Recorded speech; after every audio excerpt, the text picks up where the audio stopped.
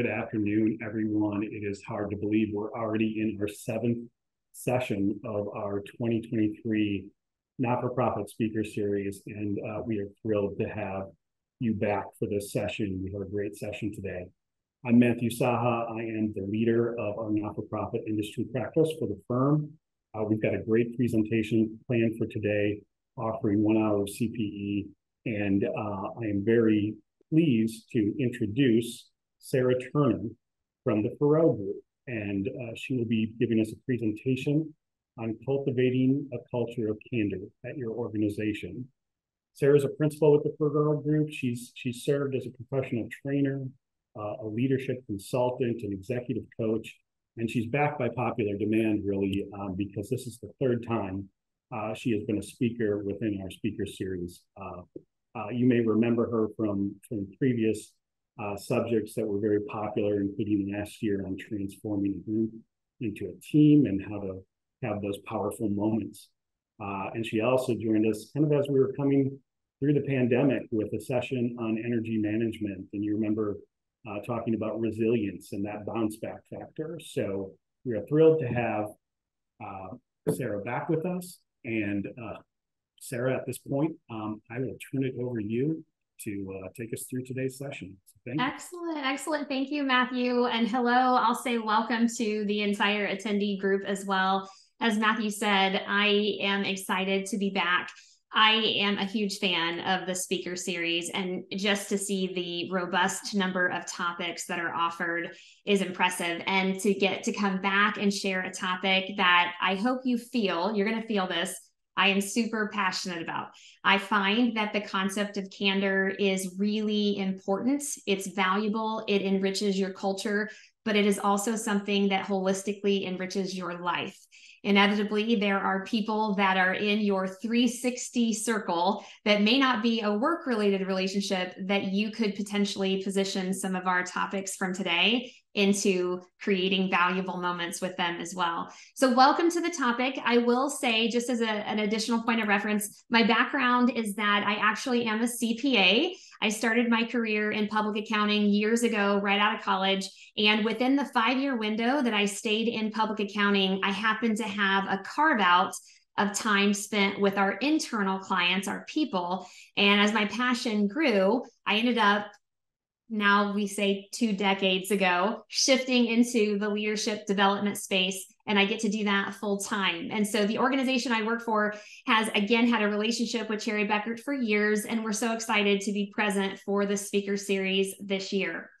We are going to start right away with one of our questions that we get to use to engage with this audience. And this is just something that, again, even if asked in a prior webinar from this series, it's good for us to make sure we ask the group today, how did you hear about this year's series? That could be from being a current client of the team, maybe through an email that you received, could be from a friend, colleague, could be that you're an alum, which I love. And then always the option of hearing from us via social media. So it's nice for us to have an opportunity to have that question answered. And so we're going to allow that to be something that you address through this pop-up. And so go ahead and take a moment and let us know how you heard about the speaker series as we get started.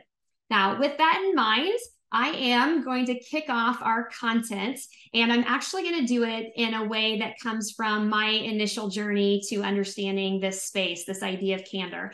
So when I first started in public accounting, I happened to be given a book that everybody who was new got when you started. And I'm guessing many of you, given the backgrounds for so many that are participating in this series, that many of you have heard of this book. The book was called True Professionalism by a gentleman named David Maister. And for those of you who are not familiar with him, David Maister is and was a mathematician, Harvard business professor who started his journey in really creating research around how professional services firms worked. And he would go into all these organizations just like mine, and he would ask for permission and sort of be an observer. And he really wanted to know, okay, what is it that I see happening in a patternistic way that if I look at it and it has enough of the inputs happening, it's likely a data pattern of truth. And so I want to know what works and what doesn't, but through patterns of data. And as he was collecting it inside of his book, one of the things I remember reading as a very brand new professional was this quote. And I remember thinking, wow, that's not something I agree with. I'm not sure I see it the way he does. His view at the time was that most organizations are very good at demanding that people succeed, but are really bad at helping them to do that. Now, again, remember, I'm kind of new to this space of work. And I remember thinking, wow, my company doesn't do that. I mean, maybe others do, but I didn't think ours did.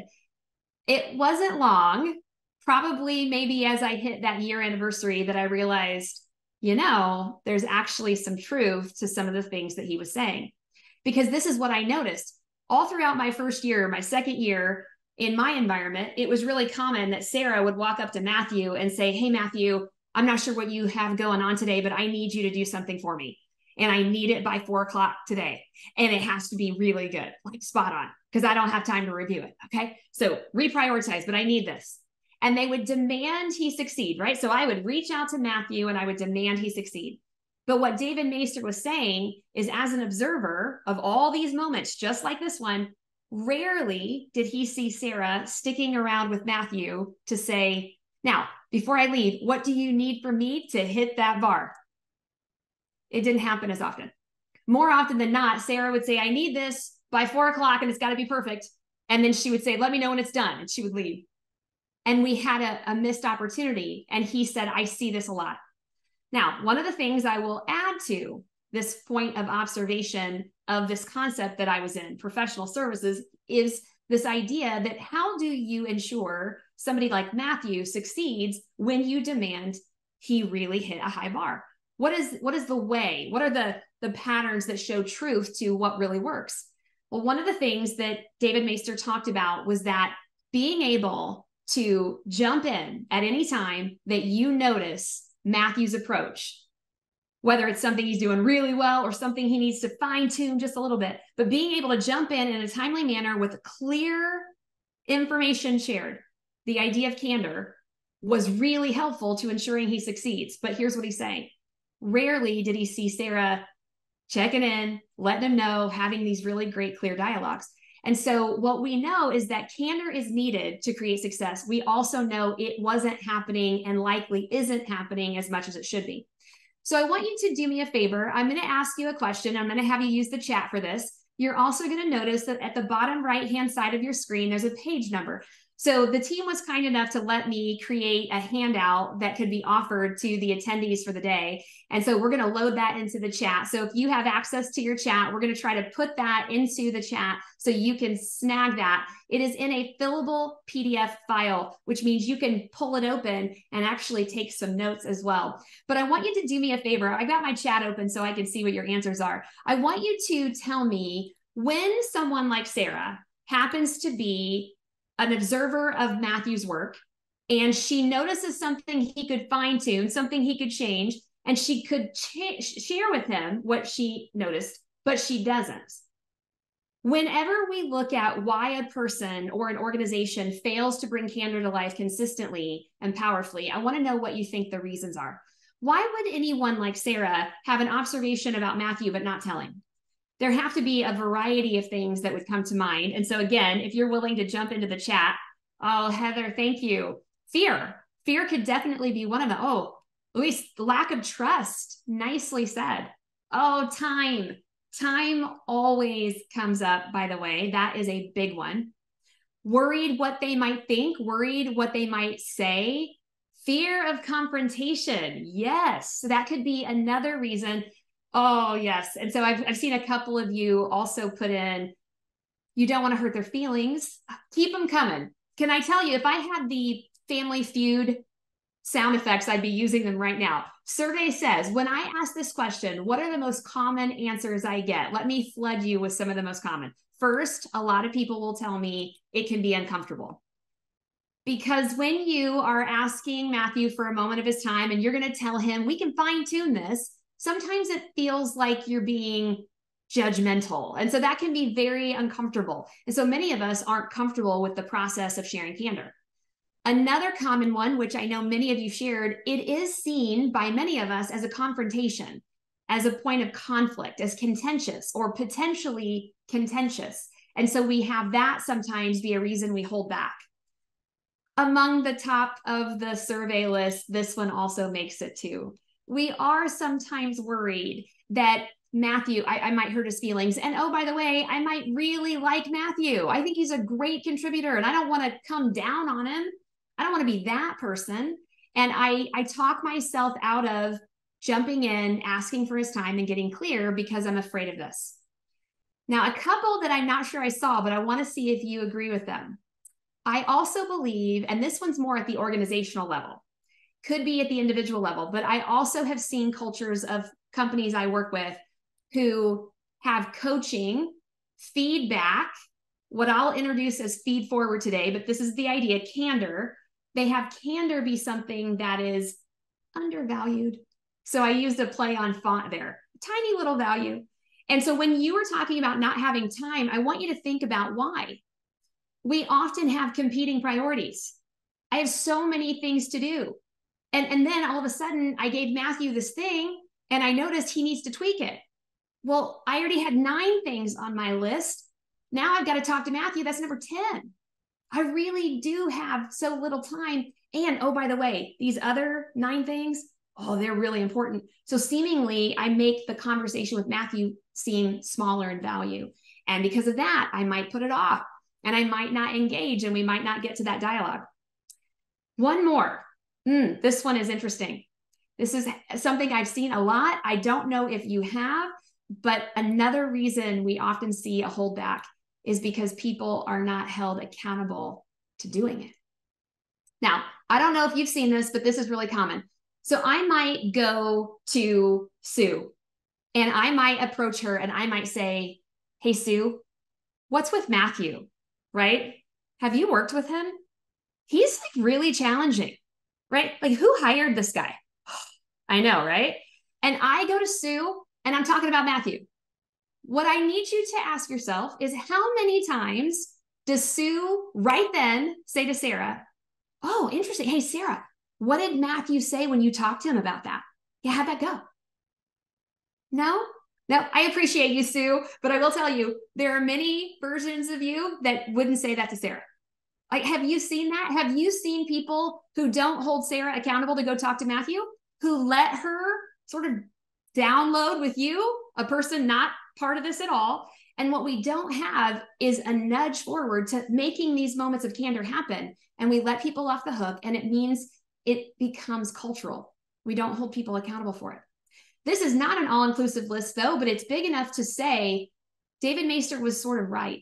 We do expect people to be exceptional, and that's not a bad thing. We should always expect people to rise and reach to an elevated opportunity of growth. But what we need to often do better is help them get there. And one thing you're going to need to help them get there is great clarity on what they could see or know about what they could do with their approach going forward. They need candor.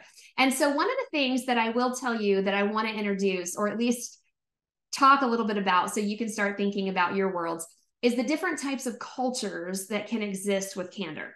And so I'm actually going to reference something that's also in your handouts on page 2. But in terms of concept of coaching, feedback, again, something I'll talk about called feed forward, the idea of candor, I have found several different types of cultures that exist. Now, here's the first one.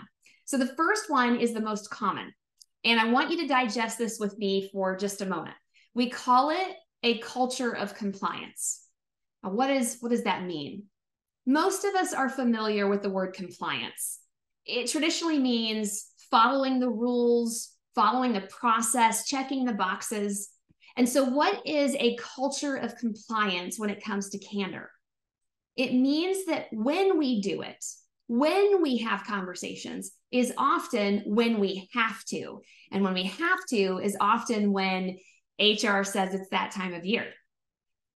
In a culture of compliance, there is rarely information being shared in a space all throughout the year. It's usually at a certain time. For many companies, that's once a year. Some of you listening may have an organizational culture that is twice a year. You may have a semi-annual time spot for conversation. But let's just assume it's once a year. Where I started my career, we had a once a year policy. Our year end was June 30. And so we had the potential for compensation adjustments right after that June 30 mark. So we would always have this process be right before that. Traditionally, May 1st. May 1st, HR, by the way, HR is so amazing. They are so supportive. But here's what they would do. They would send out an email to all of us, and it would say regarding, it's that time of year, exclamation point. And people knew what it meant. They would open it up, and it would have all the instructions for us to get through the performance review process. And it was so chock full of stuff. It had, here's a link to the forms. Here's best practices. Here's the deadlines. It had everything you needed. And at the end, it just would say, today's May 1st. Remember, May 31st, they all have to be in. They gave us a month. I want you to consider this. In a culture of compliance, when the only reason you're doing it is because someone said you had to, what do most people do in a company on May 1st when they're all due on May 31st? Nothing. They don't do anything because they've got 30 days. So they wait. And a week goes by, and what does HR do? Again, they're super kind. They send a reminder. We're still in that process. Hey, we have 21 days left. And in our culture, again, here's what we would do. We got 3 weeks. Put that off. I'll do it soon-ish. Well, in a real culture of compliance, I want you to know here's what is likely. I don't have the exact stat, but I'm going to guess it's pretty close. Somewhere between 75% and probably 95% of those performance reviews get done the night before, the day of, or after the date they were due. If you're doing performance reviews the night before they're due, and you have more than one to do, I need you to ask yourself, how much time are you putting into the process? Not much. And, oh, by the way, that section that says optional comments, thank goodness, that's optional. And so I can breeze through that because I've got 3 more to do and it's already midnight.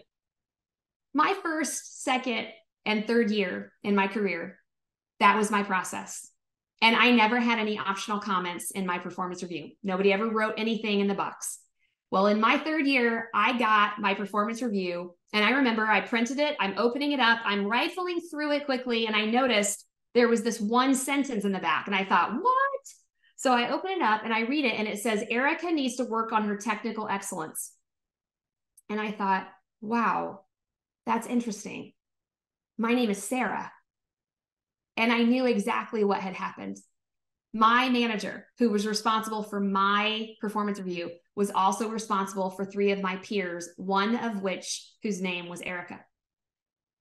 They had copied her evaluation, changed my name on the front, and then submitted it.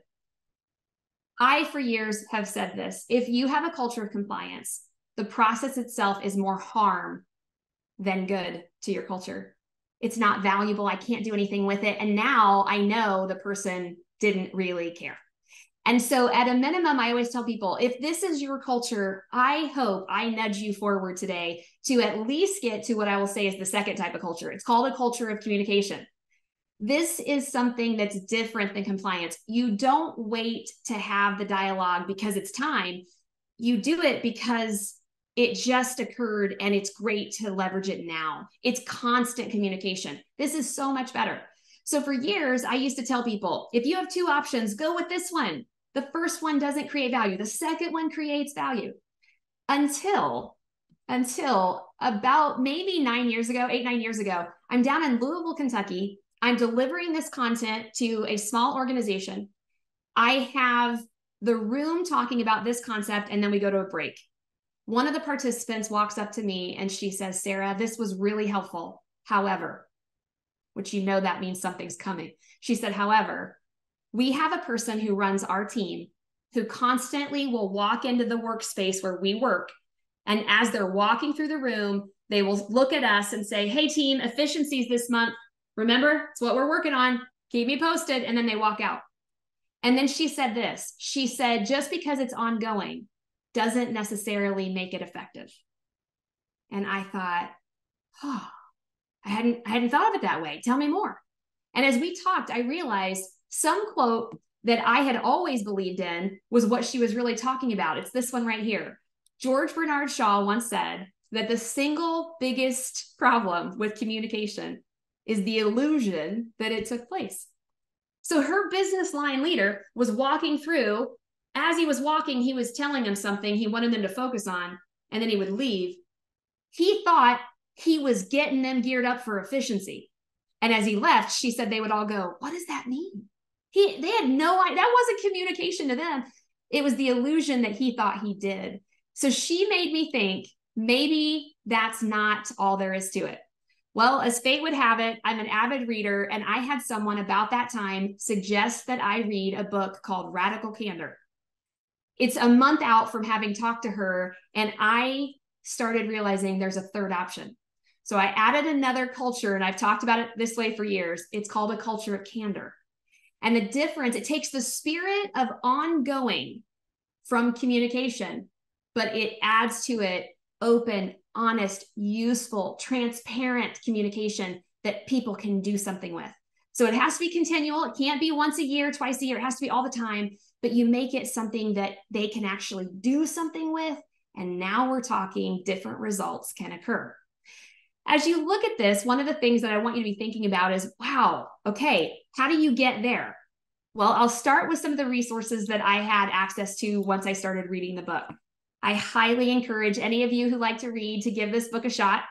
In the book, Kim Scott, who is the author, starts out by saying this: relationships, not power, drive this forward. It will never be that Sarah happens to be someone Matthew reports to that makes him listen to her.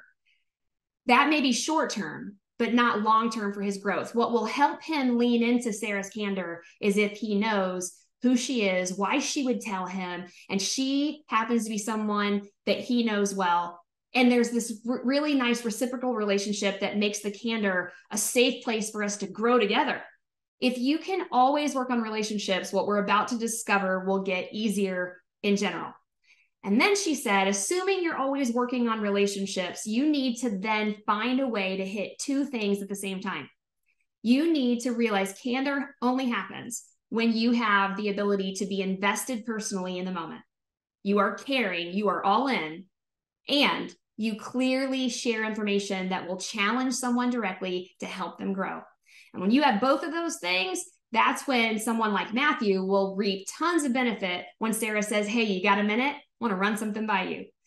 Well, as you go further in the book, one of the things that she does is she shows you these two factors, caring personally while challenging directly, in the form of a matrix. And so you'll see this also in your handouts on page 2. But let me walk you through the labels that she provided inside of these 4 spaces. I think she picked great titles. On the left is our access of caring personally. Now, remember, this is not you trying to get super emotional in the moment. That's not what she means by caring personally. My interpretation is that what she means is being invested. I mean, I am in. I know what could happen if I talk to Matthew, so I am high in care. The bottom axis is where she measures your ability to challenge directly. How clear can you get with this information that he can then put into practice? So based on the combinations of caring personally and challenging directly, let's talk about the different labels. Let's start with the lower right. All right, so in the lower right, we happen to have what she calls the quadrant of obnoxious aggression. And I think she picked such a great label for the 2 factors. It's high in clarity, really willing to challenge directly, just low in care. And so this combination is unique, and yet we've all likely seen it or we've been a part of delivering it. It exists for sure. Now, every now and then, if I'm in a live audience and I can see people's faces, I always think, is there anyone out here in this audience who doesn't know what she means by obnoxious aggression? Maybe someone who has never seen it or felt it. And just in case you aren't aware of what she means, I'm going to share with you something that I came across years ago that I thought was really interesting. Now, I know we have some government sector represented, so I want you to know this is so interesting, and who knows where you're going to land with this. Years ago, there was a group that happened to be interested in why government organizations often had people talk about their cultures, sometimes in a not so positive light. They would often say, you know, sometimes I just think that government cultures are different. And that's the way they would talk about it. Well, this group wanted to find out, is that true? So they actually went into certain government organizations to try to test the waters on what's the culture in these different sectors. Well, one of the things they did on their research checklist was to ask to see evaluations from people inside that government entity. And then they used it to determine, are certain government entities borderlining on a difficult culture? Well, they then produced nothing that was breached in confidentiality, by the way, because the evaluations had names redacted, but they actually quoted some of the things in these government evaluations. And I just want to share them with you so that you can see an example of potentially obnoxious aggression. Here's the first one. This was written in somebody's performance eval. Since my last report, this employee has reached rock bottom and has started to dig. So in someone's evaluation, the person assessing their work said this. How about this one? This employee is really not so much of a has-been, but more of a definite won't be. That stings. This one, oh, this one's tough. Works well when under constant supervision and cornered like a rat in a trap. They get worse. Here's another one. When she opens her mouth, it seems that it's only to change feet. How about this one? This young lady has delusions of adequacy. So to this person who was assessing their work, I think she thinks she's operating at a high level, but I don't think she knows what that means. Of all the ones listed, this one kind of hit home. He sets low personal standards and then consistently fails to achieve them. Two more. This employee is depriving a village somewhere of an idiot. And the last one, this employee should go far, but the sooner he starts, the better. I will tell you, as I'm reading this years ago, I did have a chuckle or two, so I will admit that. But I also thought, wow. And when I read her book, I realized that's what she was talking about. She's talking about the moments where someone is so direct, but the way that they frame it, you can tell, wow, there's no investment there. There's not a single quote from that list that any person who received it would think, wow, so glad Sarah said that. Better go get better. No, we'd be devastated. And so obnoxious aggression often sounds like this. Matthew, we talked about you getting this to me by 4 o'clock. Pretty sure we said that steps A, B, and C were exactly what you were going to do. And I'm pretty sure you just skipped number 2. Don't know what you're focused on. Get on it. Let me know when it's done. And then I leave. So I was super clear. There's no way you can't say Sarah was challenging him directly on the what he's working on. But I can't imagine Matthew saying, as she walks away, man, she's got my back. She is my advocate right there. No, he wouldn't be saying that, because the combination of challenging directly and being low in care is not usually something that in a long-term space engages people for true growth. That being said, remember, all of us, my opinion, have been in this space. Personally, I will tell you, at home, I have 2 boys. I have an 11-year-old and a 14-year-old, and I have mastered the stink eye. I have it mastered. And so I need you to know, I realize when I'm giving my boys the stink eye and I'm being super clear with what I want from them, it's unlikely that my boys are saying, man, my mom loves me. Look at that face. So there's probably high challenge, low care. And I want you to know, what are the drivers for why we might land in the lower right? And feel free to jump into the chat and tell me what drives you to be in the lower right. I will tell you one that comes to mind, and hopefully you relate to this. Stress. I mean, when I'm carrying something at work or in my personal life that's weighing me down, and then all of a sudden somebody needs something, it's possible that I lose my care and I go straight for clear. And when I get half the formula, I am at risk of losing the utmost value that could come from the moment. You're human, I'm human. I know we can push to the lower right. We just have to ask ourselves, is there a way to grow so that I can get the most out of the moment? Now, I want you to do me a favor. Stay in the low care, but shift low challenge. Go lower left. Kim Scott labeled this box manipulative insincerity.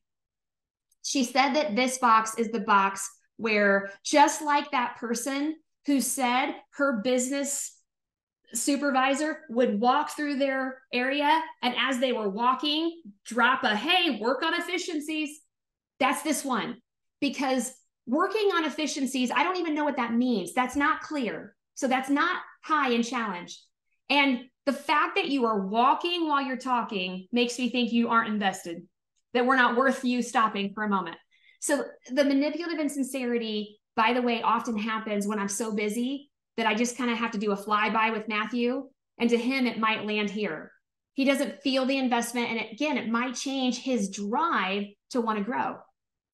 Okay, let's talk upper left, because man, this is the one that I see a ton. I would love to know what you see, and I'll ask you that question in just a moment. Let's look upper left. This is called Ruinous Empathy. Now, what a great title. This is where we high care. We are invested. We just don't get clear as often. She says this is the one where sometimes we care so much that we water down the clarity and we ruin someone's chances for growth. Ruinous empathy. Now, when I'm reading the book, I felt like she jumped out of the book and hit me with a brick, because this one I thought, oh my goodness, I think I do that sometimes. And I want you to know one quote that really summed it up well for me. It is the following. So this comes from her book. She says, often we take this route because we feel we are protecting someone from the truth, that by withholding information or maybe diluting it a little bit, that we are being kind.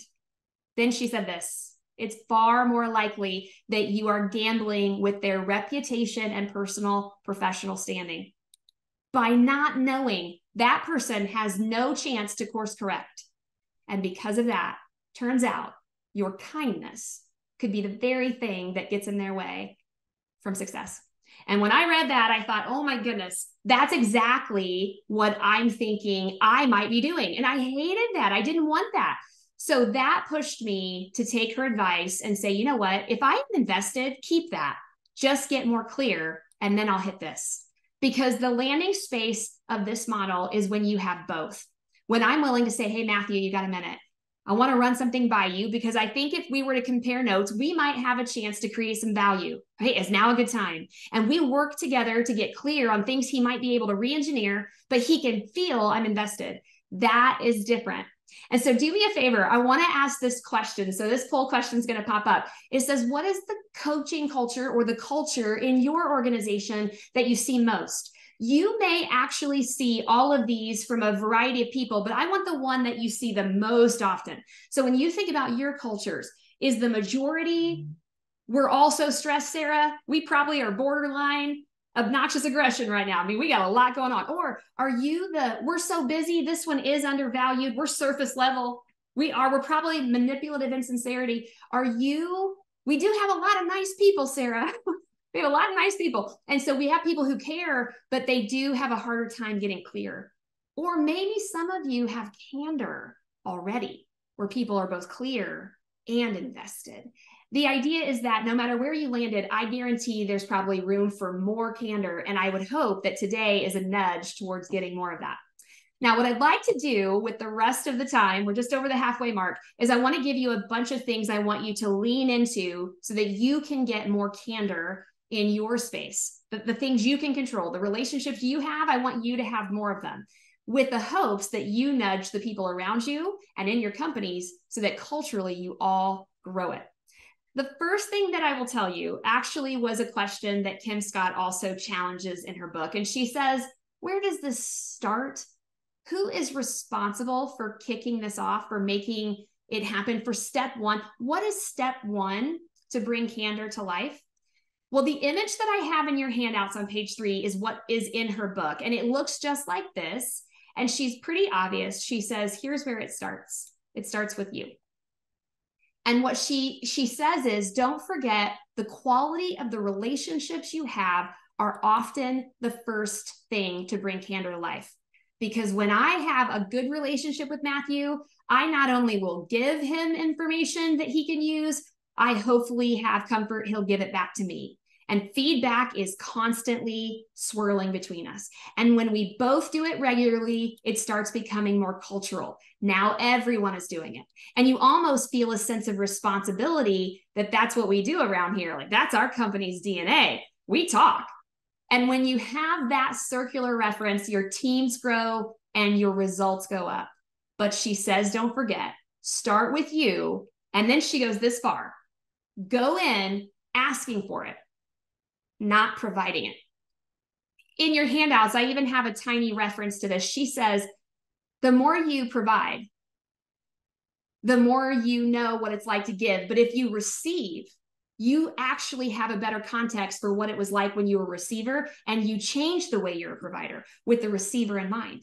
So you become a better provider when you become a better receiver. And so I do want to challenge all of you. Do you have a chance to ask more people more frequently, hey, how's that landing with you? Give me some insights, because the more you get, the better you will provide. Now, a couple of non-negotiables. Let's do this. I want to give you a bunch of things I want you to have as defaults when you try to provide candor. And so the first thing I'm going to do in your handouts is provide to you what I believe is the definition of a candid dialogue. This is how we word it. It is a two-way communication that enhances the development of skills and thereby the performance of one or both parties. Now, I want you to think about the words on your screen. I do believe there are a few that are a little bit more powerful, and I hope you would agree with this. Among them is this right here. You need to make sure that the conversation, that the dialogue includes them too. If you're the only one talking, it's not a dialogue, it's a monologue. So you need to make sure you realize that's Sarah telling you that's not what we want. We need it to include them too. Sarah needs to be able to say, Matthew, what are your thoughts? I got to get him involved. It has to be two ways.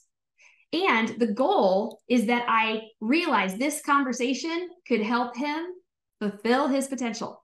Because if he wasn't aware of something I saw, but I make him aware, he can do something with that. And then he can elevate further if we partner together. But the key word here is help. Remember, I'm not meant to do it for him. I want to help him get there. If I do it for him, he just learns how to be dependent on me, and I don't want that. So I want a two-way conversation meant to help him grow. Now, this is where I want you to lean into some very specific formulaic elements to candor. I want you to embrace two-way conversations for both feedback and feed forward. Now, I don't know if you know where they are, but on your Zoom menu, as was mentioned earlier, there are some reaction buttons. Do you mind if I ask you this question? How many of you, thumbs up, thumbs down, or yes or no, whatever you can find, know what feed forward is? Curious how many of you have been exposed to that topic before. This is awesome. I'm seeing lots of thumbs up. Some of you are like, I don't know. Not sure I heard that one before. Okay, I love this. Many times when I ask people, do you know what feed forward is? A lot of people say, no, never heard of it. So let me walk you through the differences. Feedback, I bet you know. This one's common. Feedback evaluates something that has happened. It is inherently focused on the past. And it's often me jumping in to help kind of recalibrate or remedy something that we might have a chance to do something more with. That's feedback. Feed forward is looking out and clarifying something that you haven't even started. This one is future focused. Often it is developmental, proactive, and sometimes preventative. Now, do you remember when I asked you why some people fail at candor? Many of you said words like uncomfortable. I think that's going to hurt their feelings. Between these two words, when I ask which one is more uncomfortable, feedback or feed forward, a lot of people will say the left. And I'll say, why?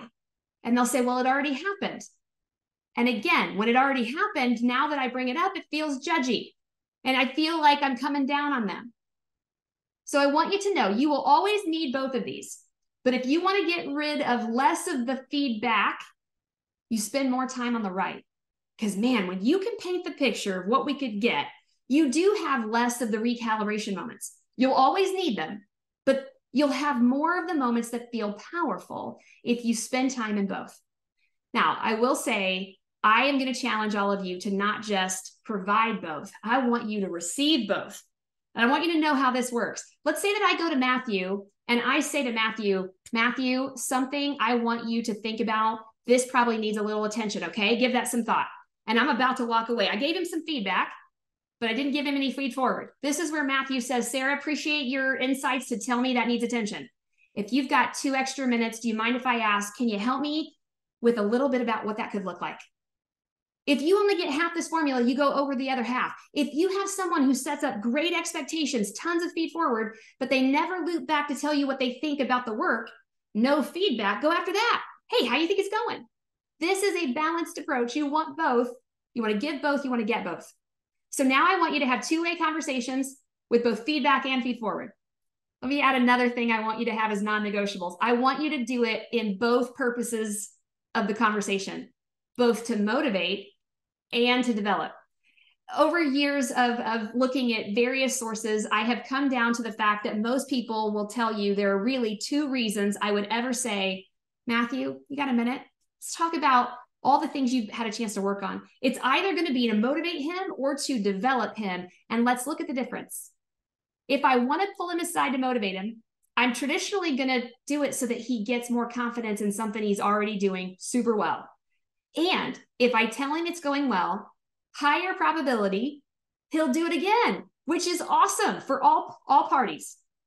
And it's a really great chance to leverage something he already has potentially as a strength. That's different than the development conversation. This is where I get to be a potential teacher, someone to help him grow a competency he might not have. And remember, my job is not to tell him how to grow. It's to help him figure out how he gets there. Again, my challenge to each of you, you need to provide both of these, but you also need to receive both. If someone comes to you and they say, hey, Matthew, something that would be really great for you to focus on, let's talk about how we get there, all this developmental, and they don't have any conversations about something that was really where it needs to be, spot on, it is completely permissible for Matthew to say, Sarah, this has been so insightful. If you've got a few extra minutes, do you mind if I ask, is there anything that through your lens went really well that if I just knew that it was spot on, I can double down and keep it going that way? That is in no way, and I'm going to tell you my opinion, that is in no way you fishing for a compliment. It means you're trying to get balanced, full scope. And if somebody's always like, Matthew, you're great, man, you're hitting some home runs, buddy. If I do all the motivational and he never hears the developmental, he goes after that. So don't just provide both, receive both. Give yourself a standard of responsibility to be balanced here too. Okay, so now I want you to have two-way conversations to help people grow. I want you to do feedback and feed forward, and I want you to do motivational and developmental. Got one more non-negotiable. I have in your handout a list. It's an analogy, or I should say it's an acronym for some qualities of guidance I want you to always carry. And the word spells stars. And this is how we've always envisioned it. If you can use these characteristics, you create what we call a stars moment. You create a moment where the power of the information gets to its highest level as long as these characteristics were a part of the guidance itself. I hope that these aren't surprising, but let me tell you what you can fill into your handout. The S, we have the word specific. If I say, just like that person I mentioned earlier, hey team, working on efficiencies, I can't do anything with that. I don't even know where to start. That's not specific. That's not a stars moment. If I go to Matthew and say, hey, great job, keep it up, that's motivational guidance, but it's not specific. That's not a stars moment. He can't reinforce it. He can't do it again. Didn't give him any specifics. It has to be specific. Second letter, the T. Again, I hope you're not surprised. It has to be timely. If you are in a culture of compliance, probably not timely because you're already waiting until it's that time of year and it's likely a delay since the observation happened. So you want this one to be as soon as feasibly possible, close to the event where the context can be leveraged. And for me, I usually say within a few days at max, but if you can make the feasibility happen quickly, that's going to be ideal. So it's got to be specific. It has to be timely. It has to be accurate. No sugarcoating. No watered down versions. It can't be a version of what you saw. It has to be a clear, high level directness of what you saw. So make sure that we don't put the kid gloves on. I've seen that so many times and then it doesn't land in a stars moment. One of my favorites is the R. It has to be relevant. It has to have you being able to answer, why am I asking for Matthew to spend 5 minutes? What's the reason? What could this do? If I don't know the answer to the so what question, so what? Why do we need to talk about this? Then I am missing a way to make this come to life for him. So it has to have relevance. And I know the S is redundant, but I'm going to say it anyway. It has to be shared. It can't be me going to Sue saying, hey, Sue, what's with Matthew, right? It has to be me sharing it with him. It has to be a direct share. If you can do these, you're creating stars moments. And again, my challenge for you, don't just provide both or all of these. I need you to receive them all. I need you to get specifics from people. If Matthew hears Sarah say, great job, he says, that's excellent to know. Anything specific I should take away from that. Challenge other people to give you these. You give them, you get them. Now, I am curious, we're going to do another poll question. I'm curious, which of the stars elements would you say you need to leverage a little bit more? Do you realize maybe sometimes I'm light on the specifics? Is it timeliness? Are you so busy that you know right now you put it off sometimes? Is it accuracy? Do you sometimes dilute or sugarcoat? Or maybe you don't often get to the why. Maybe the relevance is the one where you would say, ooh, I could probably use that a little bit more. So yeah, take a chance and kind of give yourself a moment to recognize what is the space that I want to grow a little bit more. Non-negotiables, let me review. I want you to have two-way conversations to help others. I want you to have feedback and feed forward. I want you to do both motivational and developmental dialogues. And I need the conversations to have stars characteristics, specific, timely, accurate, and relevant information shared directly with them. What I'll leave with you in our last few minutes as our last tool or tip is actually an emphasis on prepping. So I want you to know prepping is a really important part of getting candor right. And it's something that I want you to start doing. And I'm going to introduce to you a model that we use, and let me give you a little bit of the framing for the tool itself. So years ago, my team, my business partners and I were sitting around and we're talking about how we all appreciate and love the idea of candor. And one of my team members happened to say, you know, if you're a person who happens to be an observer of someone else's contribution, of what they're doing, whoever it is, don't you feel like we kind of owe them a conversation? I mean, you're now a piece of information that they could have if you just told them. And all of us started nodding like, yes, you kind of do owe them a conversation. And what we decided to do was make our prep model in the spirit of that space. So we created a 4-part prep model called the IOUS, because we feel like all day long, you're racking up a bunch of IOUs. So I happen to notice I'm walking by a peer's office, and I happen to see and hear them being very heated on the phone. And I know that one of our interns is down the hall who could also walk by and hear this very heated conversation. And I think to myself, I wonder if Steve knows what that sounded like to a person walking by, and the risk of an intern hearing this very heated conversation. And I kind of feel like I owe him to say, hey, FYI, yesterday or today I was walking by and just wanted to touch base. That's a moment. I just racked up an IOU, but I want to prepare before I go talk to Steve. I may have something like Matthew. He had a very distinct task. He missed a whole section. So there are things that you can do as an observer to then say, oh, I need to talk to them. If you can, what we ask people to do is make sure that you're ready to talk about these 4 things. So the I stands for the identified situation. The O stands for the observable behaviors, the examples of what are truly date and time specific. I notice on this day, this time, this occurred. That's the O. The U is me being able to help establish relevance. Can I help Matthew understand the impact of why this conversation is valuable? And the S is suggestions. This is all feed forward. Let's look ahead, right? Let's paint the picture of what this could be.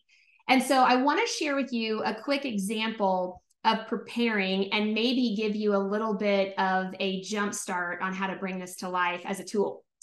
So let's assume that you are in a position to have a person on your team who reports to you. I'll make this one that way for now. And I always tell people, best case scenario, you start with the O, because the O is usually the easiest to fill out. What are some things I'm noticing that I've seen as an IOU? Probably could talk to him about that. Well, let's say that I did give him 3 things to do, and a whole section of it he didn't give back to me. He skipped it. So he skipped a section of the work. And oh, by the way, we had a check-in Monday morning and Tuesday afternoon, and he skipped both of them. He asked me if we could do them another time. So I have 2 things in a 24-hour period. Work he gave me for review, some of it was missing, and we had dedicated time set aside to check in, and he asked to skip. Okay, I can't not, I got to do something with this. So I have to start with, how do I bring that to his attention? Start with the O's, then you go backwards and you say, if I take a step up, is there anything I could say is really the general statement, the identified situation about, is the theme present that I want to bring to his attention? I have often believed if I go straight to Matthew and I say, hey, notice that you gave me 2 out of the 3 sections. Hey, where's the 3rd one?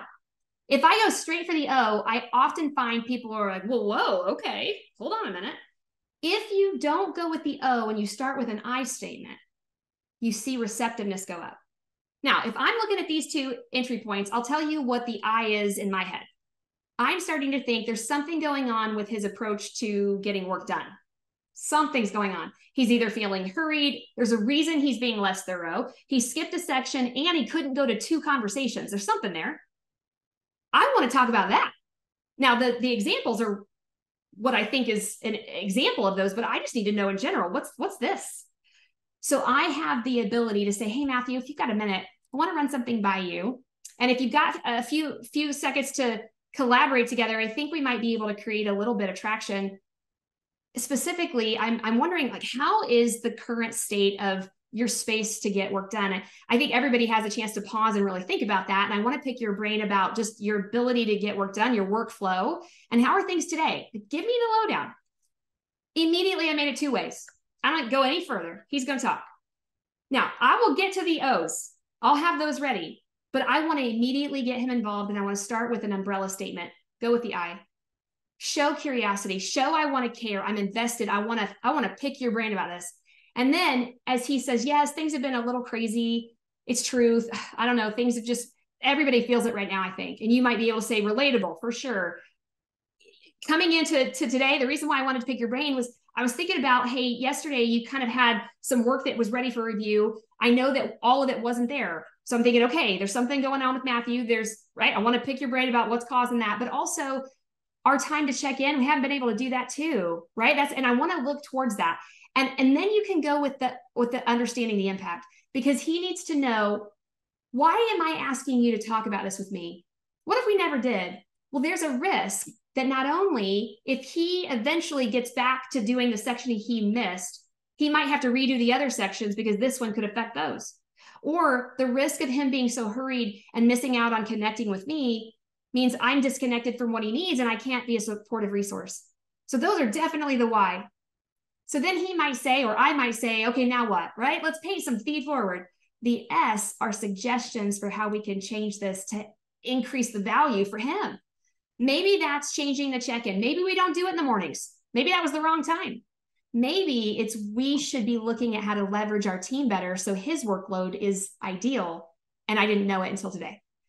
These conversations are so valuable, but I want you to know, I put in your handouts on page 6, a fillable template. I'm not going to have you do it today, of course, but I want you to look at this as a practice takeaway exercise where you could really use this prep sheet to get you ready to have that sound sense of knowledge of what you want to share and where and how you want to get them involved for a two-way moment. With that in mind, these last few minutes, I want you to be thinking about what will I take away from today. And so how I want you to get started is I want you to use on page number 5, an assessment matrix that Kim Scott uses in her book that I think is really, really great to begin with in interpreting where you want to begin growing your candor. So she gives you a report card framework, and she asks you in both the motivational and the developmental space, how are you doing at getting, giving, and encouraging guidance? And you would have a letter grade. You would have a letter grade. You might say, you know what? I don't think I've ever done what Sarah said earlier. If somebody says, hey, you should work on this, Sarah, I rarely say, appreciate the insights. Do you mind if I ask if there's anything that's been going the way it should go so I can double down on it? I don't ask for motivational. I don't think I ever do that. It's healthy to do that. So maybe you would say, maybe I'm a C. I don't know.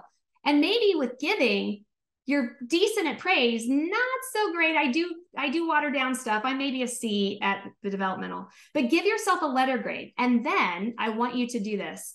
At the bottom of that page, it's going to ask you 2 questions. Based on your assessment, where do you think you need to grow first? Getting, giving, or encouraging? And you're going to pick one. And maybe yours is all 3. I don't know. And then you're going to pick anything we talked about today that could be an action for you to make it happen. So I'm flooding your screen with a bunch that I think are great. Maybe yours is, I'm going to start asking people for feedback. I haven't done that in forever. Maybe yours is, I want to use that idea of the IOU prep, or I want to use that STARS model. I think that's great. Some of you might say, I just want to make sure I have that so what ready. That's really smart. Using relevance can help. There are so many things that I hope that you took away from today, but I want you to begin the process of growth. So as we wrap up, one more quick question. I want you to tell me, where are you seeing yourself in need of potentially growing most? Is it getting? Is it giving? Is it encouraging? Maybe you are going to change, and Sue's going to be this person. She's going to say to somebody, you need to go talk to Matthew. I don't know. But I do want you to give yourself a chance to really see and feel that nudge forward, because I think that that's why we decided to prominently walk through this topic, is so that each of you could have a tool to take with you. As we wrap up, I will say I'm going to put on the screen that last point of reference. I don't design my CPE webinar so that we have lots of time for questions, but I do always include my contact information on the front cover of the handout and the last slide. If I can ever be a resource in any way, please don't hesitate to reach out. Otherwise, good luck. I hope you grow in your candor. And Matthew, whomever it is, take it away and let them know of what's coming ahead. Hey, Sarah, thank you so much for being with us again. My feedback is that you did a great job, and my feed forward is that we're going to have you back again in 2024. So I love it. That would be the plan. And I just want to thank you again for all your time presenting with us today. Our next session is coming up on October 10th. That's a Tuesday, and it will be on cost and revenue analytics. So a bit of a different subject. And while that will be geared towards those items in the higher education space, the concept and the tools will all be applicable for really any not-for-profit. So I hope that you can join us for that next session. And as a reminder, you'll get a brief survey after this. If you could fill that out, that would be much appreciated. So thank you very much. Thank you, Sarah, and we'll see you all again real soon. Bye.